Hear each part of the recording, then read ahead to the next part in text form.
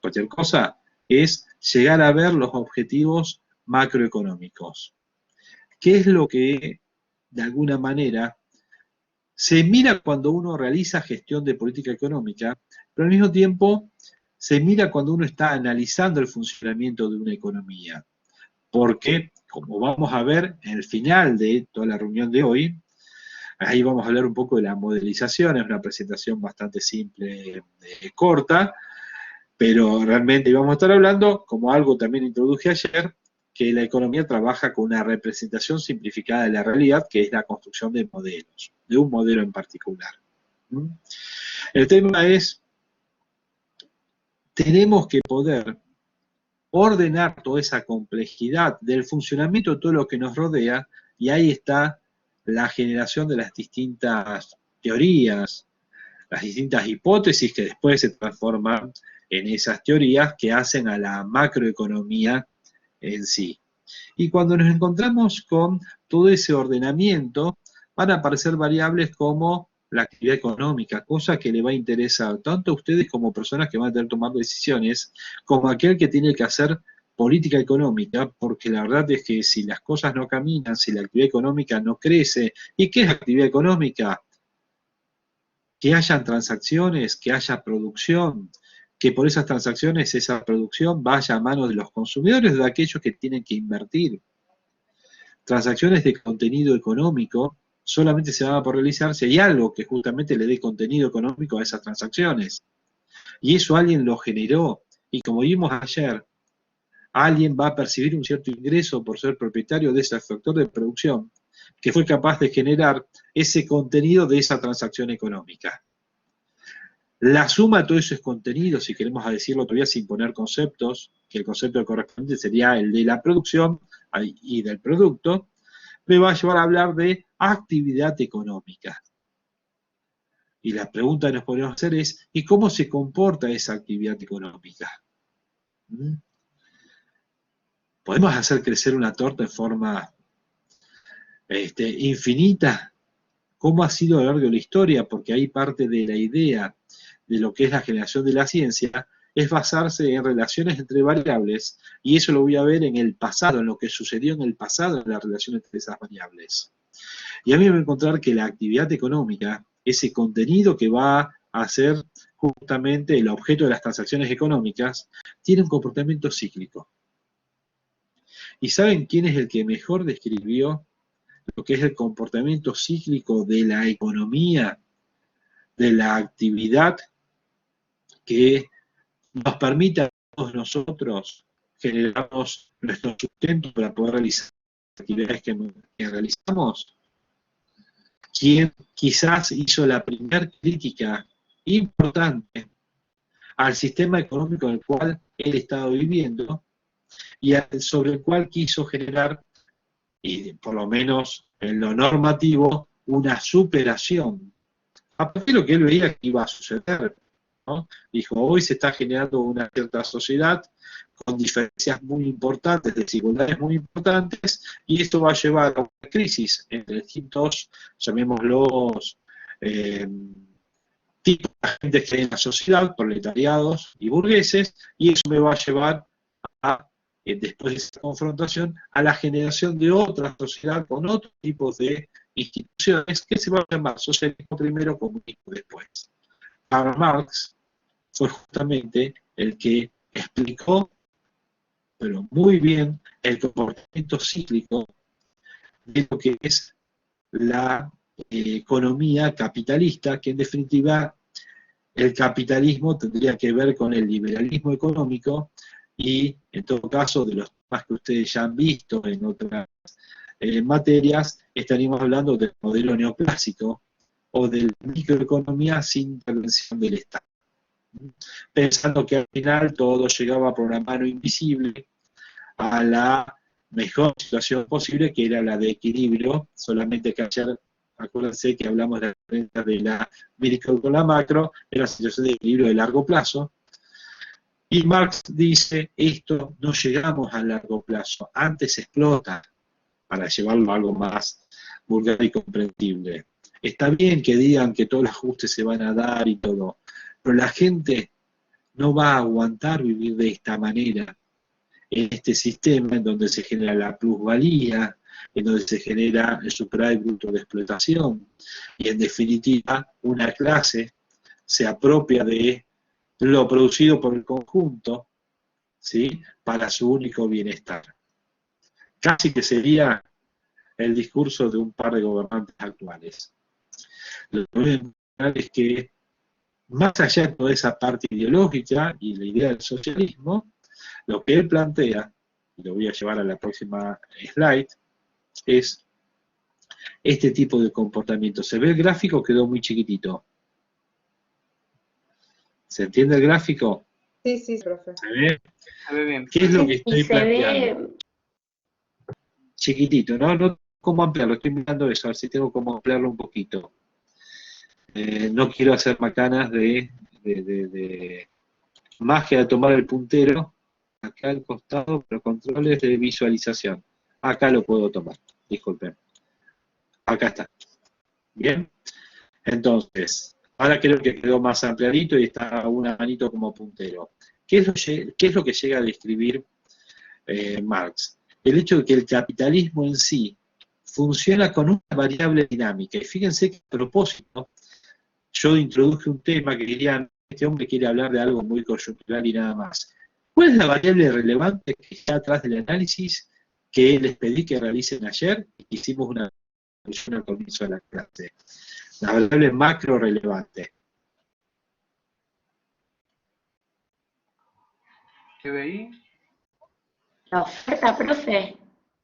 Actividad económica hablamos, ¿no? Pero hablé mucho de la inversión. Realmente, la variable dinámica en el ciclo económico capitalista, según Marx, es la inversión. El consumo, después vamos a ver con distintas teorías del consumo, van a encontrar que es relativamente estable. Piensen ustedes mismos. Cambia es decir, pero me cambia el ingreso y consumo menos. Sí, pero vas a llevar tu consumo a tu nuevo pauta de ingreso. Y bueno, vivirás peor porque te bajó el ingreso. Al contrario, vivirás mejor porque te aumentó el ingreso. Pero una vez que adecuaste tu consumo a ese ingreso, no lo duplicás todas las semanas o todos los años. Salvo que tu ingreso se vaya duplicando y se van a encontrar que en largo plazo la gente tiende la sociedad, no la gente, digo, la sociedad tiende a mantener un cierto porcentaje de su ingreso como consumo. En una serie larga de tiempo, estoy hablando de 60 años, me puedo encontrar que hay un cierto porcentaje del ingreso que se destina al consumo, que habrá diferencias en un año, en otro, o qué le pasa a Pedro, qué le pasa a Juan. Uno tiene que consumir el 110% de su ingreso. ¿Me escuchan? Disculpen, alguien preguntó si se le corta. ¿Está escuchando? Profe, se le escucha todo cortado. ¿Me escucha cortado? ¿Qué voy a hacer entonces? Voy a cortar. Deme un segundito. Voy a hacer cosas. Y listo. Así por lo menos le saco. Deme un segundito.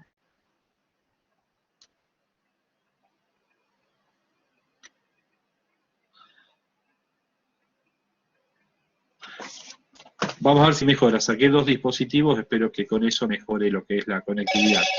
¿Sí? ¿Me escuchan ahora mejor? Ahí sí, profe, mejor. Perfecto. Bueno, perfecto. Sigo con esto. Le estaba diciendo, el consumo de ustedes, piensen ustedes mismos en su vida normal. Si gastan, no sé, pongamos cualquier valor y que no sea referencial de nadie, 50.000 pesos, que es su presupuesto para vivir a nivel mensual, y viven solos. Me van a decir, bueno, por las dudas, gasto 45, gasto 40, 10 los destino a lo que sea un ahorro por cualquier cosa. Otro va a decir, no me alcanza, necesito gastar 70. Y otro me dirá, necesito 150. Cada uno tendrá su utilidad o lo que corresponda. Ahora, una vez que definieron sus pautas de consumo para este año, ejemplo, van a ir a la universidad, van a ir al gimnasio, van a hacer esto, tienen un auto, pagan el seguro, etcétera, ¿lo van a cambiar todos los meses de forma estrafalaria? bajándolo mucho, subiéndolo. O sea, un mes van a la universidad, el otro cortan, no, se van a generar una deuda, en un momento van a tener que pagar. Un mes van al gimnasio, el otro no van, a los 2 meses van, después cortan, comen unas veces, pero otras no. Lo normal es que la gente se estable en el consumo. Esa variable no es la variable dinámica, es un error hacer política económica, por esto después lleva a decisiones, o pensar que porque alguien fortalezca el consumo va a crecer una economía. En todo caso, restablecerá el nivel de vida de esa gente que va a poder consumir. Pero la verdad es que lo que hace que la economía se comporte de esta manera y tenga esta expansión, esto es crecimiento económico, hasta llegar al máximo en este auge que se le dice pique un máximo en lo que es el nivel de actividad, va a ser la inversión. Ahora piensen qué pasa con la economía cuando se han comprado hasta los últimos metros cuadrados disponibles para poder realizar construcciones. Cuando la mano de obra ya no está disponible. Cuando no hay cemento para construir más, ya que hablábamos de construcción. Pero al mismo tiempo todo el mundo tiene capacidad de irse de vacaciones. Todo el mundo se puede ir al exterior y todo. ¿Qué se van a encontrar? Que en esa economía el salario va a aumentar bastante, me piden horas extras, va a tener un costo de oportunidad muy alto, no sé qué puedo realizar. Quiero realizar una inversión, me doy cuenta que es menos rentable que antes. ¿Por qué? Porque me sale más caro el cemento, me sale más caro el albañil, el diseñador, el constructor, el que quieran, y al mismo tiempo me salió más caro hasta el mismo terreno. Lo que me voy a encontrar es que la tasa de interés en esa economía va a terminar subiendo para controlar la inflación, cosa que les hablé ayer de la Reserva Federal. Porque este trabajo Keynes no lo hace pensando en Argentina, sino que lo hace pensando en Estados Unidos o Inglaterra. Digo Keynes, lo hace pensando en Inglaterra, me perdí un momento, lo hace pensando en Inglaterra Marx. ¿Sí? Y lo que voy a decir es, baja la rentabilidad de los negocios. ¿Qué decíamos cuando alguien no obtenga la rentabilidad deseada en un negocio? Deja de invertir. Ahora, si esta actividad económica llegó hasta acá porque tenía distintos componentes que hacen a la demanda, como el consumo y la inversión, pero la inversión desaparece porque no es rentable invertir, solamente me quedo con el consumo. ¿Y saben qué? Se van a producir más bienes que van a ser demandados solo por los consumidores. Se van a generar, como decíamos antes, propiedades, pero solamente las van a querer comprar los consumidores genuinos y no los inversores, lo que estoy diciendo para Argentina. Si el inversor se corre del mercado y nada más está en serio tiene que comprarse una casa para vivir, voy a encontrar que se me va a ir el 60% del mercado demandante. Y lo que va a suceder es que deje de existir ese gasto en inversión, por el simple hecho de que para qué voy a invertir si de golpe levanté un edificio y no le vendo nada a nadie. O para qué voy a abrir sucursales de una ferretería si ya con las que tengo un stock suficiente y no rota a nivel que yo esperaba que haga. O la empresa de cable dirá, ¿para qué voy a hacer más tendidos si tengo unos problemas de cobranzas tremendos? O el banco dirá, no abro sucursales porque estoy perdiendo plata, porque la gente no me puede pagar los mantenimientos de cuenta o los préstamos o lo que. Los bancos privados internacionales de Argentina presentaron estados contables que sumándolos dieron una pérdida de 7, 8 mil millones de pesos en el último trimestre del año pasado. Justo por las regulaciones que se han colocado también en el sector financiero, por ejemplo, que la gente si quiere pague la tarjeta que se refinancia automáticamente, los préstamos se refinancian, e incluso la posibilidad de la imposibilidad de colocar su liquidez en otras alternativas normativas vigentes. ¿Qué es lo que sucede cuando se produce eso? Es pandemia, que se llama recesión. Primero te expandiste, creció la actividad económica, técnicamente 2 trimestres seguidos, estoy hablando de Estados Unidos, sin crecimiento económico, implican que la economía esté en una recesión. Si además la tasa de la actividad económica es una disminución en la misma, estás en una recesión. ¿Y es infinito hacia abajo la recesión? No. Cuando se profundiza y se mantiene el tiempo se habla de depresión económica, es un término que quizás hayan escuchado, se habla de la crisis del 30, se habla de la Gran Depresión, una recesión que se prolongó mucho en el tiempo. Normalmente una recesión puede ser de algunos meses o quizás llegando al año. Hay mucho de instrumental en política económica para tratar de paliarla y eliminarla. Nosotros, por lo menos, tenemos otros comportamientos, por eso trato de irme a la generalidad, pero tenemos países vecinos que hacen 16 años que crecen y ahora están entrando, o el año pasado tuvieron en estancamiento, caída de actividad. Brasil llegó a crecer también casi una década, después tuvieron una recesión importante en tiempo de Dilma Rousseff, crecieron, los números del año pasado no fueron buenos como la de la mayoría de los países, salvo China, que creo que fue el único de los países que creció, de los que todos manejamos, y bueno, pero hoy se está recuperando, así como también está pasando con Estados Unidos. La recesión termina, según Marx, cuando todo es tan barato, cuando la rentabilidad de la inversión es altísima, cuando el trabajador está dispuesto a trabajar por nada, cuando la persona está dispuesta a alquilar una propiedad por muy poco, con tal de que le ocupen la propiedad, y ahí de a poco empieza otra vez el crecimiento económico. Porque ese trabajador que estaba desempleado y acepta trabajar por poco dinero, empieza a tener un ingreso y por lo tanto vuelve otra vez a consumir, y ese que empieza a poder vender productos porque este le consume, dice, ahora puedo expandir otra vez mi producción. Si tenía la mitad de las máquinas sin operar porque no tenía a quién venderle los productos, empiezo a contratar gente para otra vez hacer funcionar las máquinas. Y así funciona el capitalismo. Cuando no tengo trabajo en mi empresa, desempleo gente. Cuando tengo más trabajo, empleo gente. Y hay un punto en donde otra vez quizás tenga que volver a desemplear, y así funcionan las empresas. Profe. Es obsoleto. Déjame terminar esta última idea. Pensar que la persona no puede ser movilizada de su puesto de trabajo. Si la UAI no hubiese tenido este curso, a mí no me decían que lo dé. Si ahora cuando empezamos el cuatrimestre no hay alumnos para tal materia, no daré el curso. ¿Se entiende? Es lo lógico. No que, no, yo estoy fijo en tal lugar y me tiene que pagar tanto. Es una empresa, está funcionando. Si hay demanda, brinda servicio. Si no hay demanda, no brinda servicio. Y así puede funcionar.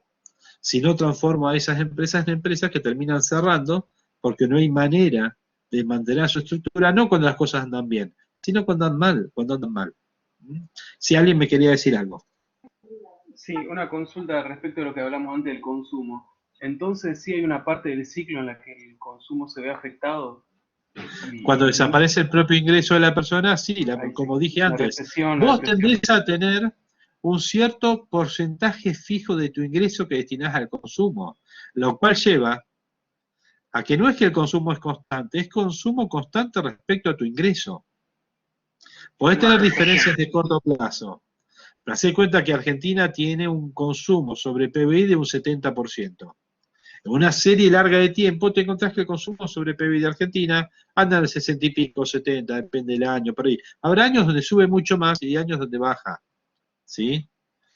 Pero me voy a encontrar que no voy a esperar que los argentinos tengan un consumo sobre del PBI del 90%. No es nuestra pauta. Quizás por idiosincrasia. Los japoneses tienen menos consumo sobre PBI, son una sociedad totalmente ahorrista. El norteamericano quizás tiene más consumo sobre PBI y nos acercamos más al norteamericano, por supuesto, que el japonés. El uruguayo es mucho más ahorrista que nosotros. ¿Sí? Son pautas culturales que tiene cada sociedad. Son culturas diferentes, que incluso son diferentes dentro del mismo país. Como está diciendo, homogeneicemos toda Argentina.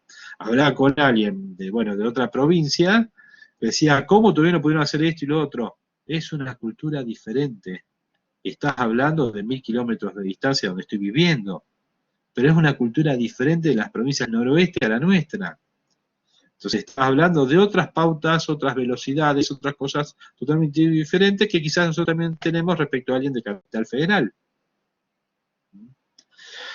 Sí, en promedio, cuando hablamos de la macro, no miro a ver qué hace el jujeño, el salteño, el catamarqueño, o el rosarino o el porteño. Trabajo con el agregado. Si me voy a una ciudad del interior, no sé, me voy a Chobet, o me voy a el BSA o la que quieran, me voy a encontrar con gente que es mucho más ahorrista que una persona criada en el centro de Rosario. Y acá te usan la tarjeta de crédito con 16 años, ¿sí? Entonces ya están acostumbrados a consumir con la tarjeta de crédito. El otro dice, no, si no tengo la plata no gasto.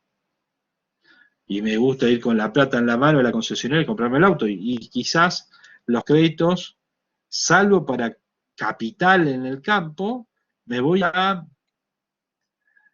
iba a decir, alguna ciudad cercana a Rosario, me ha tocado tener clientes y tener que visitarlos, y los gringos son totalmente, llamémoslo de alguna manera, ahorristas, diferentes a lo que quizás una persona que uno conoce acá de Rosario. Ahora, yo hablé del promedio. Lo que sí te digo, sea una persona que es extremadamente ahorrista, que quizás si le baja el ingreso no tiene que dejar de consumir tanto porque ya no consumía tanto, pero a alguien que quizás está acostumbrado a endeudarse y todo para poder consumir, le baja el ingreso, no puede pagar las deudas, se le cortó el consumo, porque además terminó con una deuda tremenda que no le puede pagar, las tarjetas, cuentas, lo que sea, ¿se entiende? Entonces el consumo va a bajar porque le bajó el ingreso a la persona. Lo que tiene que hacer esa persona es adecuarse al nuevo ingreso. Si te lo lleva a nivel mucho más agregado, Argentina tendría que entender que no puede gastar como sociedad, como economía, lo que venía gastando, dado que su ingreso ha disminuido a por lo menos 2/3 en términos dólares de lo que estaba acostumbrando hace 5 años atrás. Entonces, ni hablar si fuera década de los 90, en poder adquisitivo y todo.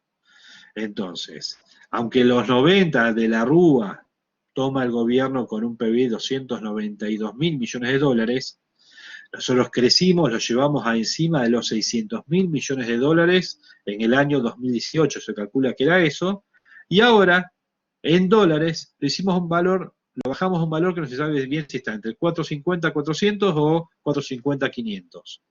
Pero eso es lo que generamos. Tenemos que darnos cuenta que si nuestro ingreso total generado durante un año ha bajado de 600.000 a, redondeemos, 450, nuestro consumo debe bajar a ese nivel. Quizás el sector privado lo hizo ese ajuste. El sector público quiere mantenerse en lo que es un nivel de gasto que es mucho más grande ahora en relación a lo que es la torta total que somos capaces de generar. Eso nos lleva a el endeudamiento, el déficit, digo, el endeudamiento, la emisión, la inflación, y eso nos lleva a que esta economía nuestra, si yo dijera esto es lo normal, es más, ¿saben cómo es el gráfico normal, libro de Dorbush o cualquier libro de texto? Allá de este que saqué de internet porque estaba lindo para armarlo, es así en cualquier lugar. Dice, mira, tu comportamiento es cíclico de esta manera.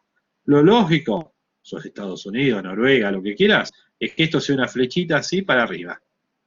Esta línea de tendencia. Y tu gente no puede vivir mal acá para poder vivir bien, es una locura, te dicen, no puede ser que 2 años sean buenos y llegás hasta acá arriba. Después viene el tobogán y te vas a vivir 2 años, 3, lo que sea, porque en medio de esto hay gente que se muere en paro cardíaco, hay gente que se estresa, hay gente que se suicida, hay gente que rompe familias, lo que sea, pasar una mala situación económica, ¿sí? Entonces, digo, como no puede ser eso, acá viene la política económica para tratar de atemperar la parte grande, alta, linda del ciclo, pero con eso compensa y tiene plata en las manos para poder compensar la parte baja. Y así me mantengo más cerca de la línea de tendencia, y lo dijo Lula, quiero tener un Brasil creciendo durante 20 años al 4% y no tenerlo creciendo el 10% 2 años para caerse otros 10 2 años seguidos. Y así tengo un comportamiento que hace bastante vivible el vivir en esa economía. Nosotros estamos más en este tipo, lástima que la tendencia es esta, la nuestra. Esto es lo que hemos tenido.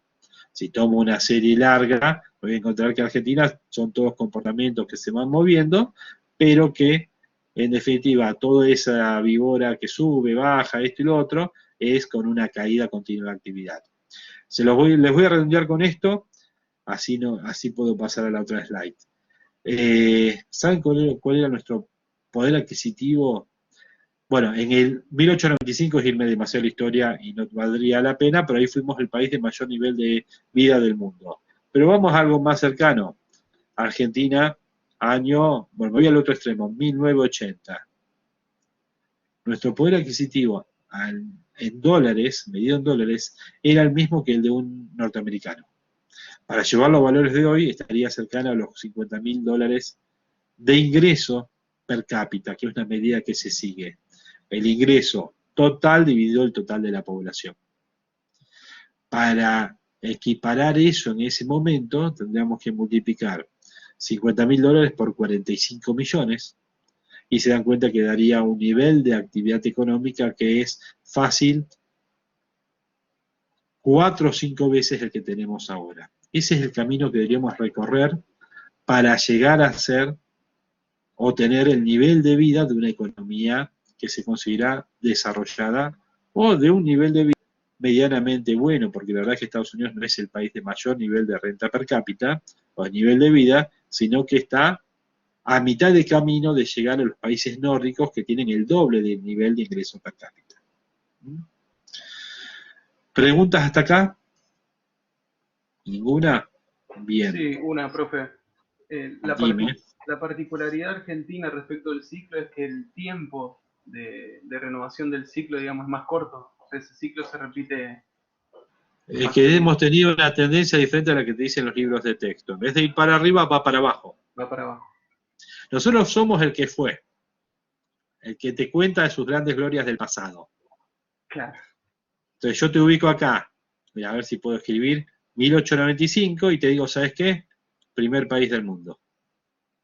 Década del 20, antes de la crisis, entre las 5 séptimas economías del mundo. Nos fuimos a décadas 90, entre los 25 del mundo, por ahí. 30, quizá me estoy equivocando. Hoy estamos en el 70. Digo, en nivel de vida comparado con otros países.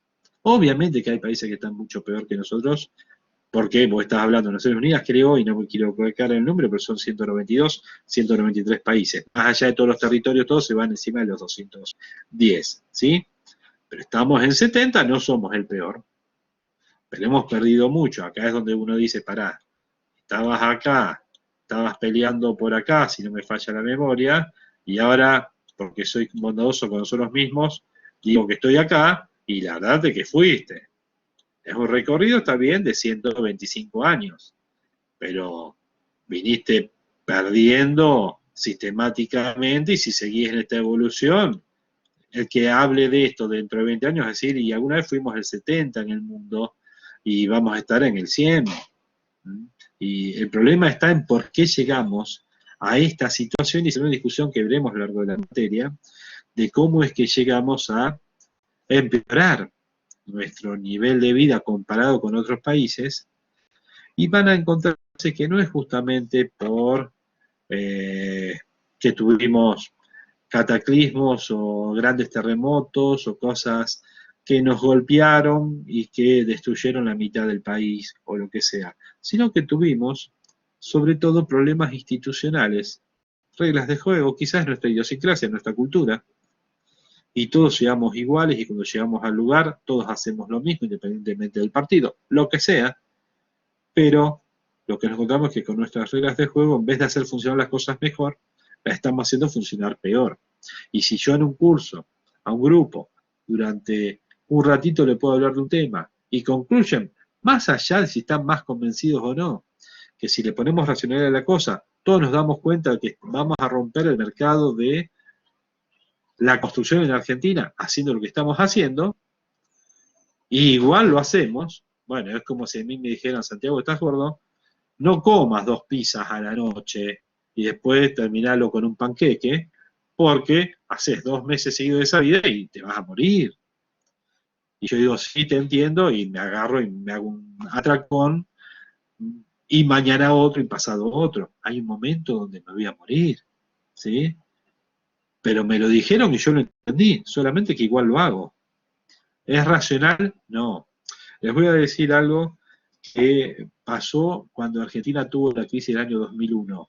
Hubo algunos autores, hasta aquel autor que les comenté que era un muy buen libro de macroeconomía, había escrito un muy buen libro de economía, no era él, sino había escrito un muy, muy buen libro de economía, que es Rüdiger Dormusch, que planteó, Rüdiger Dormusch, profesor del MIT en Estados Unidos, austríaco realmente, que Argentina no podía seguir siendo dirigida económicamente por los propios argentinos.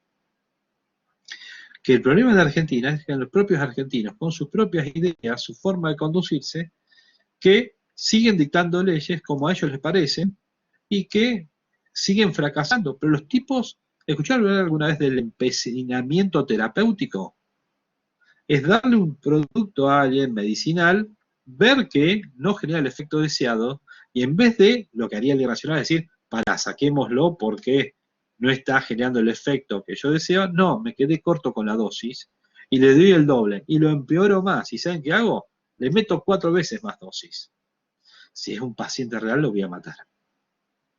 Siendo una economía, la economía no desaparece, los países no quiebran, solo que van empeorando en su nivel de vida. Y justamente, si hablo de Argentina, veo un país que ha tenido la capacidad de pasar del lugar donde elegían, quizás estoy hablando con cuartas generaciones de personas que emigraron una vez hacia Argentina. Alguno es criollo de 1800, no sé, de 1850, que sus orígenes estén en Argentina, es más, que sean de los pueblos originarios. No, profe. ¿Algunos No. descendientes de pueblos originarios? No. ¿No? Bueno, entonces se van a encontrar con algo común que les voy a decir. No sus abuelos, quizás los padres de sus abuelos, vinieron en un barquito, pues no había aviones, de alguna parte de Europa o Asia, o otra parte de América, para Argentina. ¿Por qué habrán elegido venir a Argentina?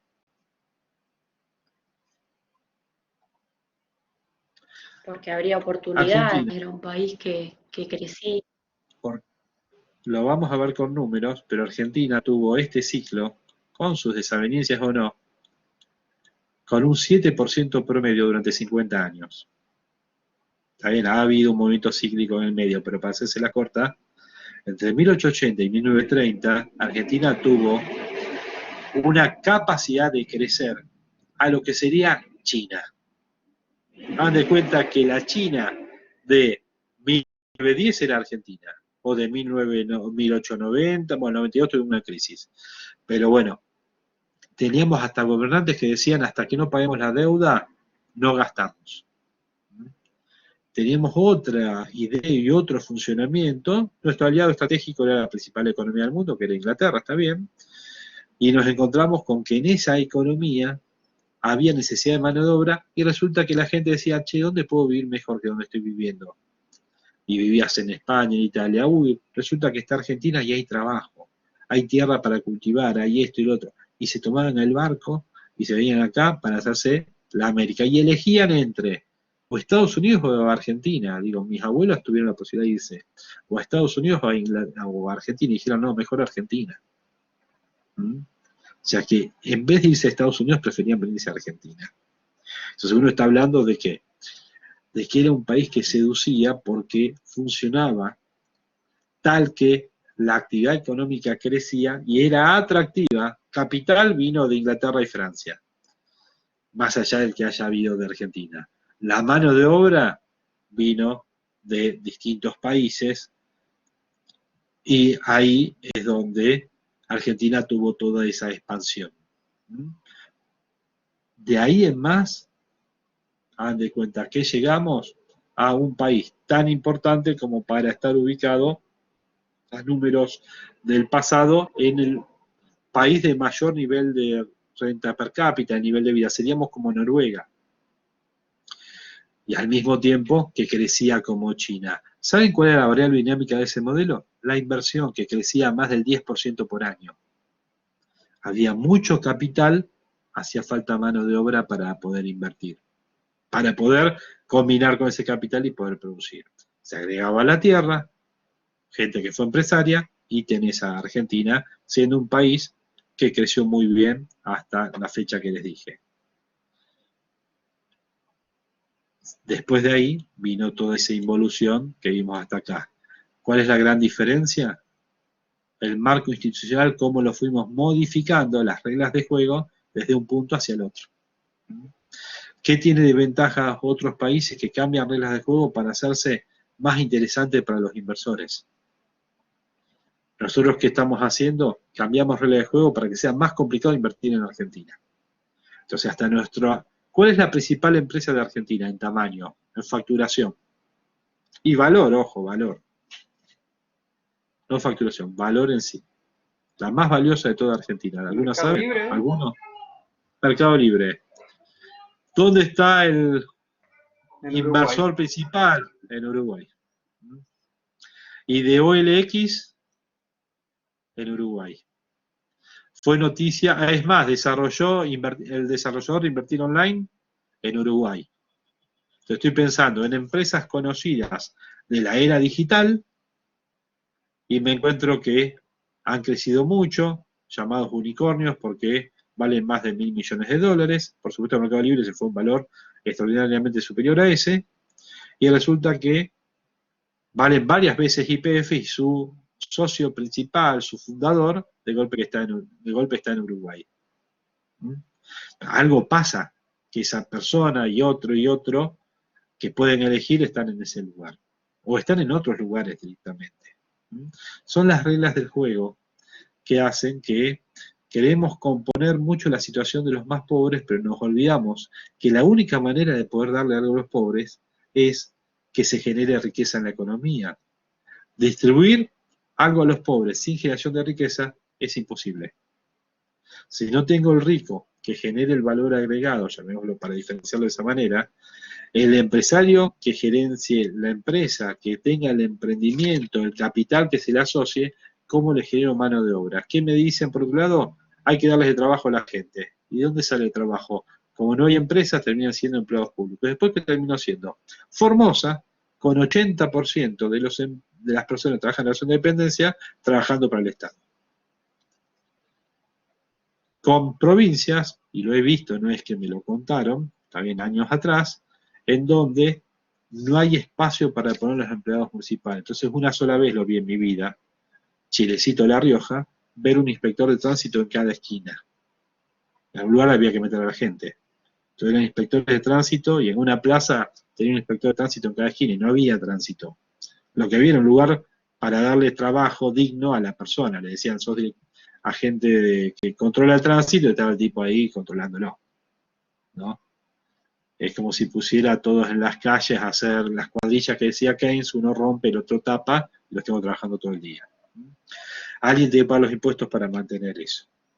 Bueno, preguntas hasta acá, estoy viendo que son las 7, no quiero hacerlo muy pesado, pero tenemos un ratito más para hablar, después voy a hacer un corte. Quiero pasar a la próxima slide. Respecto a este comportamiento cíclico, lo que yo quise destacar acá, y después voy a los objetivos de política económica, no voy a hacer todo el desarrollo que correspondería a toda esta slide, porque puedo tardar, si quiero, 2 horas, pero no es la idea solamente del comportamiento de Marx la que se va a dar, sino que va a aparecer gente que va a plantear que ese comportamiento cíclico de la economía, piénsenlo en la realidad, en serio, es complicado por la parte de la recesión y cómo se vive. Entonces plantean que para enfrentar esto hay que realizar política económica activa. Y ahí aparece Keynes, en donde dice, si la economía va a funcionar como lo dice Marx, y que lo evidenciamos en la práctica, es más, Keynes realmente tiene un auge notable cuando las ideas de él realmente cobran importancia porque fracasan las ideas de los otros. Hasta ese momento Keynes no era el economista de cuenta de referencia para el Estado, aunque estaba bien colocado, cosa que le había dicho ayer, etcétera, pero resulta que las ideas de los, llamémoslo, liberales, se reducían a, bueno, si no hay actividad, la tasa de interés es alta, hagamos una cosa, inyectar dinero que baje la tasa de interés con la tasa de interés tan baja, va a haber otra vez viabilidad de la inversión y la inversión va a volver a crecer, va a volver a darse, el consumo se va a poder financiar por las tasas bajas y en todo caso la economía crecerá por consumo financiado, si hay que forzar la máquina, pero sobre todo por la inversión, que es la variable dinámica, por el simple hecho de que al bajar la tasa de financiamiento cualquiera puede hacer cualquier negocio, total es viable. Yo les planteé el hecho de que la gente consume en base a su ingreso.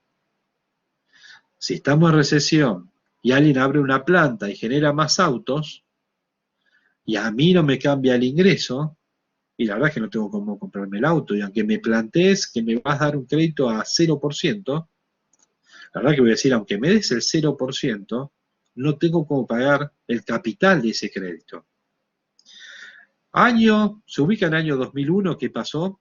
No en Argentina, sino en Estados Unidos, fue lo de Torres Gemelas, ¿se ubican? El Sí, ataque. el 11 de Sí, septiembre. profe. 11 de septiembre, perfecto. ¿Saben qué pasó después del 11 de septiembre en Estados Unidos?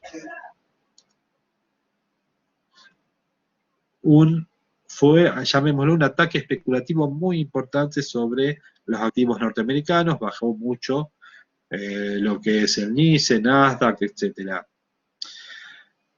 ¿Qué empezaron a hacer los bancos en lo que era un intento de reactivación y de liquidar stock que le habían quedado justamente de vehículos a las empresas? Enviar cartitas a domicilio a los clientes para ofrecerse comprarse una camioneta en 72 cuotas al 0% de interés. Es justamente la idea monetarista. ¿Qué hizo Bush realmente? De esa manera no ibas a reactivar la economía, pero comercialmente las empresas privadas empezaron a hacer eso. Te ofrezco crédito al 0% con tal de que te compres, para que te compres tal camioneta. Seguramente lo que hacía el banco era tomar la camioneta, o mejor dicho, la empresa, aceptar un monto menor que el crédito en forma de pago y el banco se ganaba como tasa de interés lo que era la diferencia entre lo que le cobraba al cliente al 0% y lo que le pagaba realmente a la automotriz, que seguramente tendría una pérdida del 10 o el 20%. Y ahí estaba la tasa o la ganancia para el banco. Pero, desde el punto de vista del cliente, si había bajado mucho la actividad económica, por el miedo, imagínense que no había posibilidad de ir a los hoteles, casi como la pandemia. No había posibilidad de moverse, se trabó mucho lo que fue la aviación y sobre todo también la recepción de turismo hacia Estados Unidos de otros países. Fuera como si fuera la pandemia, pero a partir de ese ataque. Y duró varios meses eso, lo cual hizo a Estados Unidos perder mucho de actividad económica. Imagínense que no se sabía dónde terminaba eso.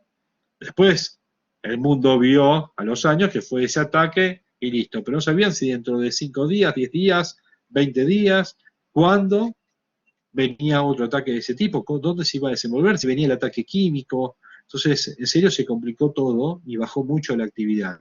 Si yo era un empleado que había quedado desempleado en ese momento, la realidad es que por más que me manden la cartita diciéndome, te doy la camioneta al 0%, decía, no sé si puedo pagar el alquiler o la hipoteca que tengo, ¿qué voy a hacer esto? Entonces, ¿qué hizo Bush? Realmente les mandó los cheques a las casas, a los norteamericanos, o sea, a su población, a los contribuyentes realmente, devolviéndoles parte de lo que habían pagado de impuestos a ganancias del periodo anterior.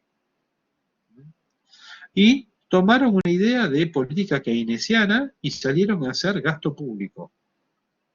Lo mismo que hicieron el año pasado, justamente también en un gobierno de un republicano que serían liberales.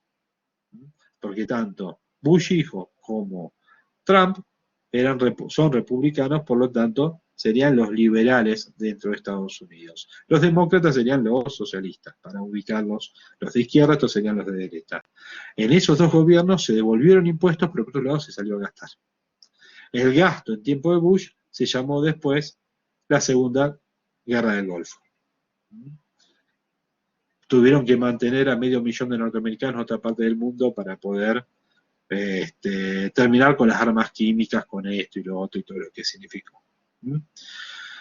Muchas veces se dice, cuando la economía está en recesión, esto es el libro de texto, no es que lo diga yo, Estados Unidos necesita una buena guerra para salir de la recesión. Un conflicto que hace funcionar la actividad económica al máximo, y al moverse de esa manera, porque hay que producir todo lo necesario para esa confrontación, la economía llega a su máximo nivel de actividad. El ejemplo paradigmático es la Segunda Guerra Mundial, no forzada por eso, obviamente, pero Estados Unidos llegó a tener una situación de sobreempleo tal que no había gente para ser empleada en las fábricas.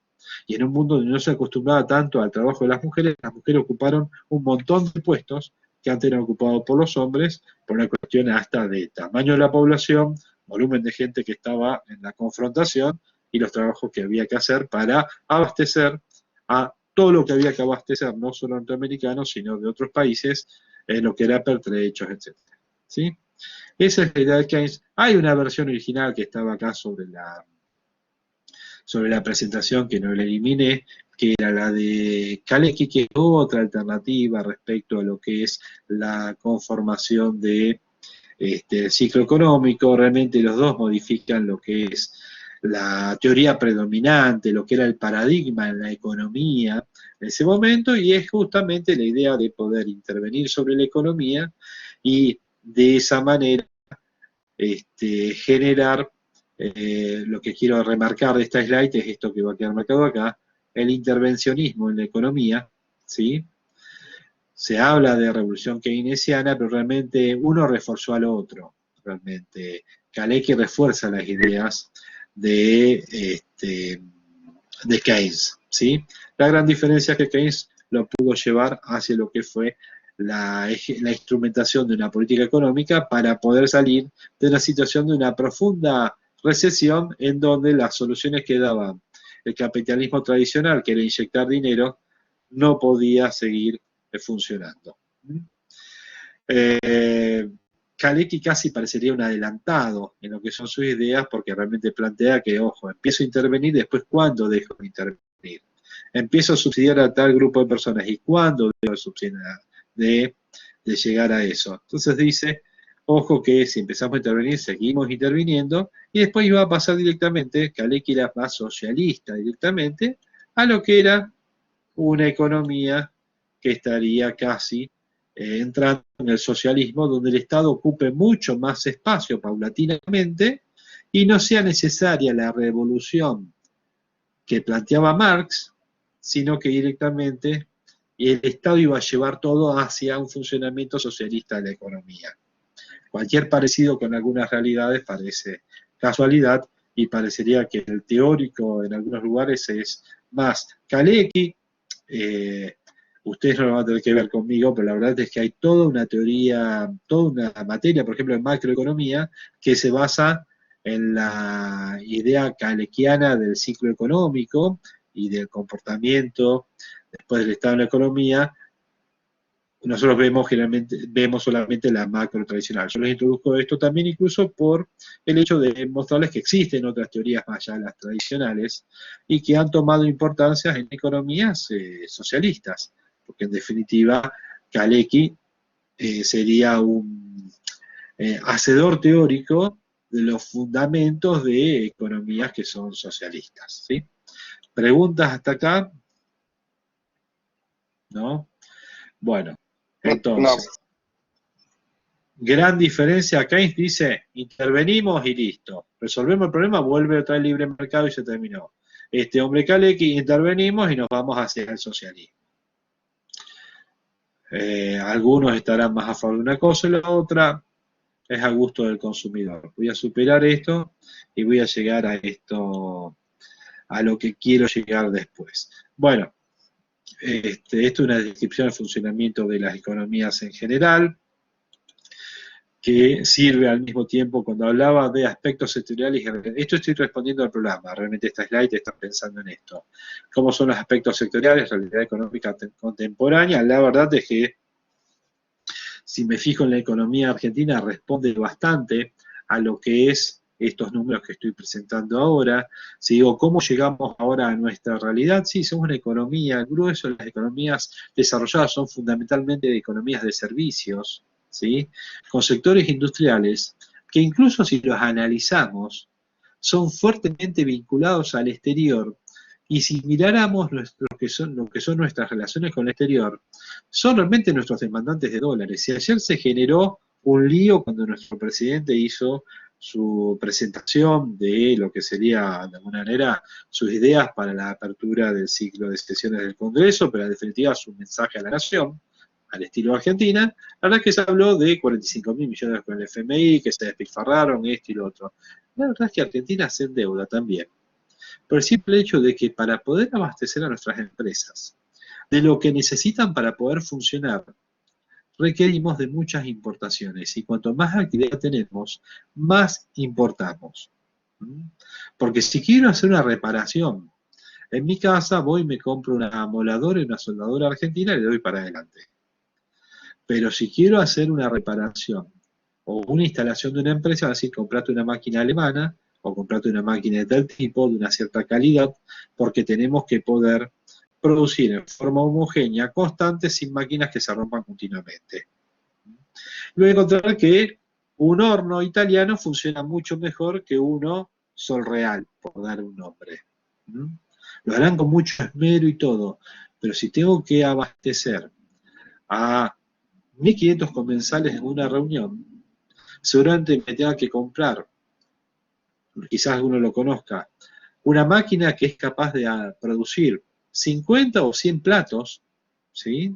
Al mismo tiempo que es más que un horno, es una computadora, y que es capaz de producir por sectores dentro de la misma máquina, calentar comida, hacer esto, y es lo que tiene que incorporar una empresa de catering para poder abastecer en un tiempo lógico y racional a una cena de 1.000 comensales. Entonces, tengo un evento metropolitano, no puedo tener un muchacho regulando el gas a mano. Tengo que tener computadoras que estén detrás de las máquinas que estoy utilizando para coccionar la comida. Y nosotros no tenemos escala para tener una fábrica de esas a nivel local. Lo más lógico es que esa máquina se produzca en una economía donde sea común comprar este tipo de máquinas, no que por excepción algunas empresas de mi economía la compren como una gran incorporación de tecnología. Lo estoy llevando a lo más básico, a la cocción de comida, pero se los puedo llevar a cualquier cosa, en donde vemos que incorporar bienes de capital importados me permite acceder a mejor tecnología o más calidad de igual tecnología. Lo cual me lleva a que el sector industrial es fuertemente importador en bienes de capital y materias primas. El sector industrial solamente es un 20% del PBI, sector primario aproximadamente un 15%, es más, tomando sector primario estoy hablando de todo el agro, lo que es la minería y lo que es la pesca, que son niveles mínimos, a pesar de que algún informe que estuve leyendo ayer habla de que la provincia de Salta es el mejor lugar de Argentina para invertir en lo que es minería y está ubicado en un ranking de los mejores a nivel mundial en el lugar quinto, si me focalizo nada más que en Salta. Pero hay factores justamente institucionales que la hacen bajar en rango a creo que el lugar entre 20 y 30, por todo el resto del combo que es invertir. Si fuera a ir a buscar litio en Salta nada más, estamos en el lugar quinto. Si le ponemos el combo de que está dentro de Argentina, que la posibilidad de sacar las divisas, que esto y lo otro, te baja mucho el lugar porque le baja puntos lo otro. Pero esto sería la realidad sectorial de Argentina y realmente se asemeja a los de muchas otras economías donde viven directamente del servicio, así como hay otras economías que quizás producen a mucha escala bienes industriales y lo lógico es que se trabaje a fazón a nivel incluso internacional o por lo menos a nivel local se pongan las industrias en los lugares donde haya posibilidad de combinar logística, inversión y mano de obra calificada para producir en esos lugares.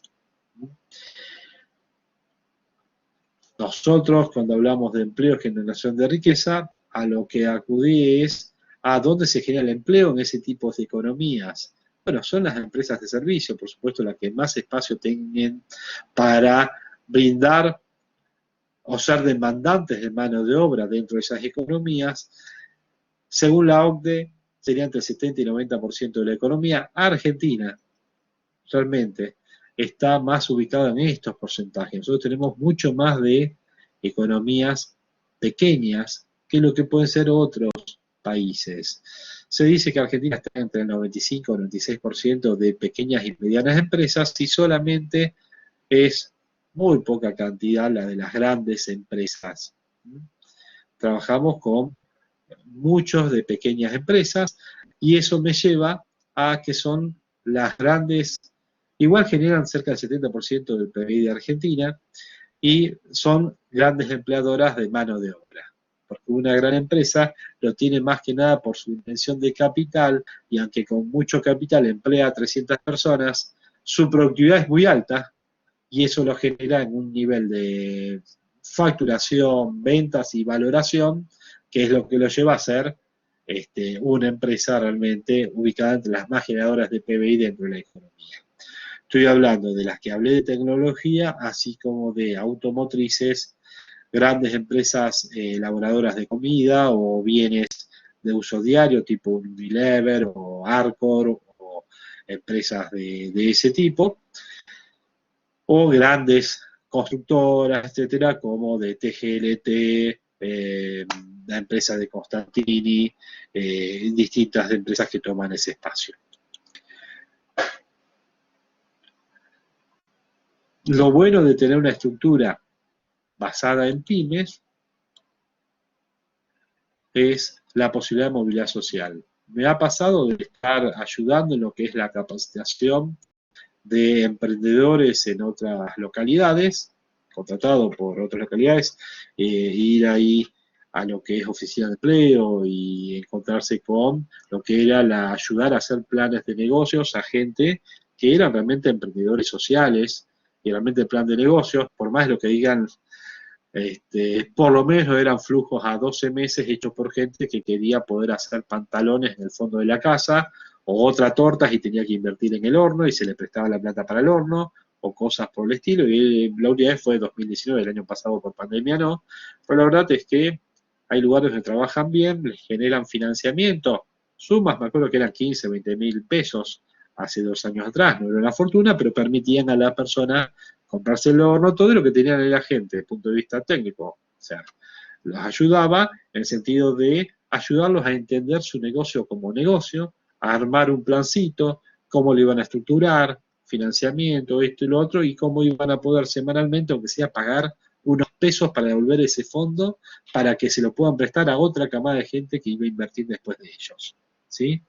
Realmente eso no es ningún invento. Brasil tiene, o tenía, tendría que ver los números actualizados, 500 oficinas de ese tipo, se llama SEBRAE, y apoyan lo que es el movimiento emprendedor dentro de Brasil.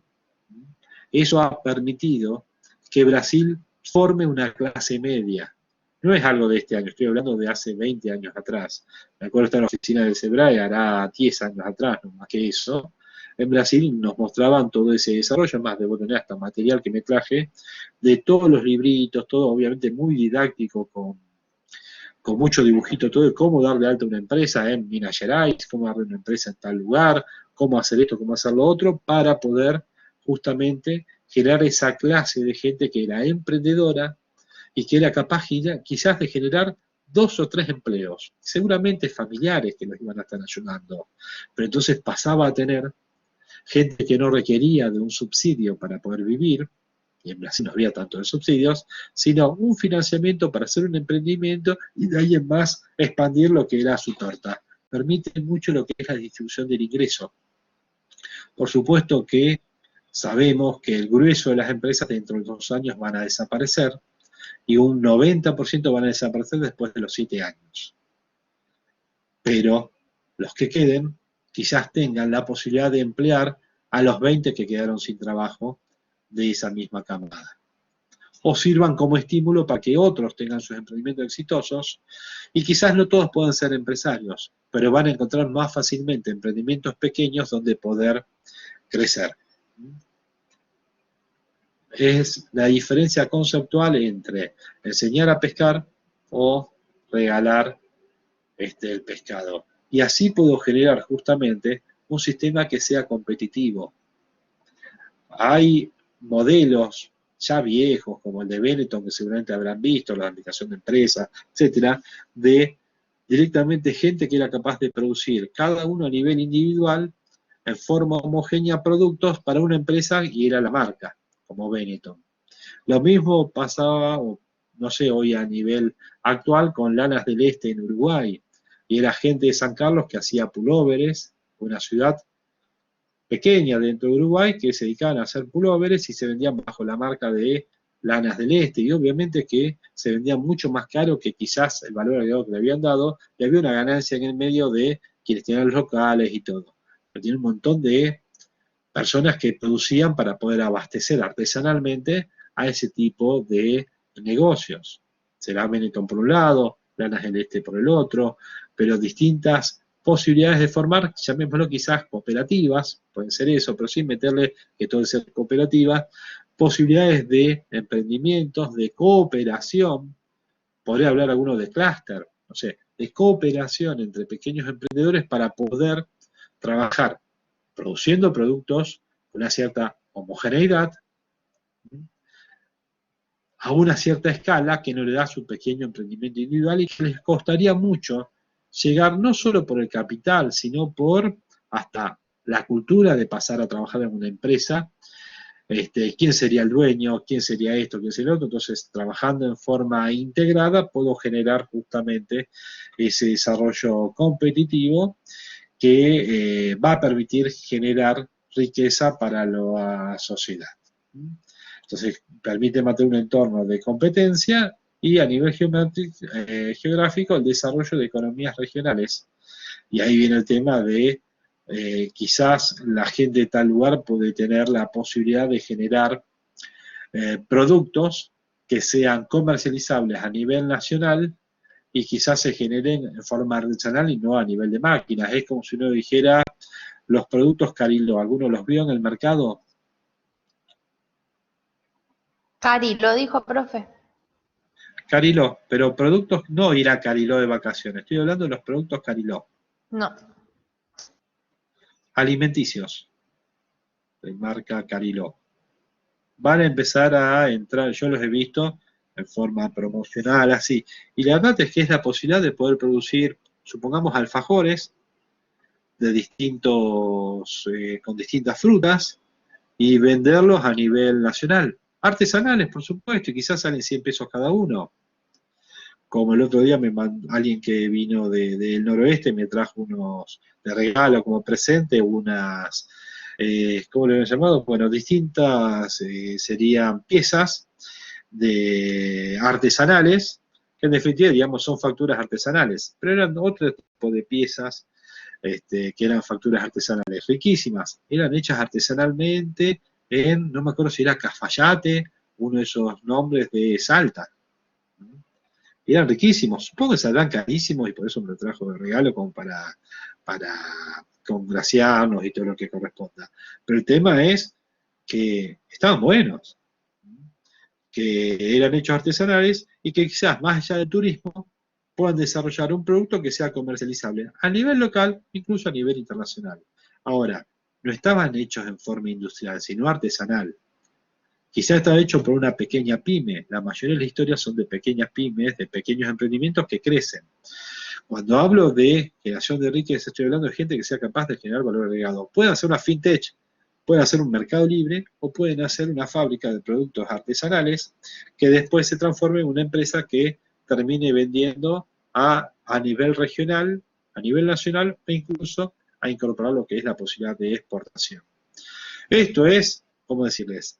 El caso de éxito que uno plantea que se puede realizar. Después que todo se dé, tiene que ser hasta el entorno que facilite el poder realizar ese tipo de emprendimientos, actividades. Esa gente tiene que empezar a pagar los tributos reales en todo lo que corresponde y deja de hacer la actividad.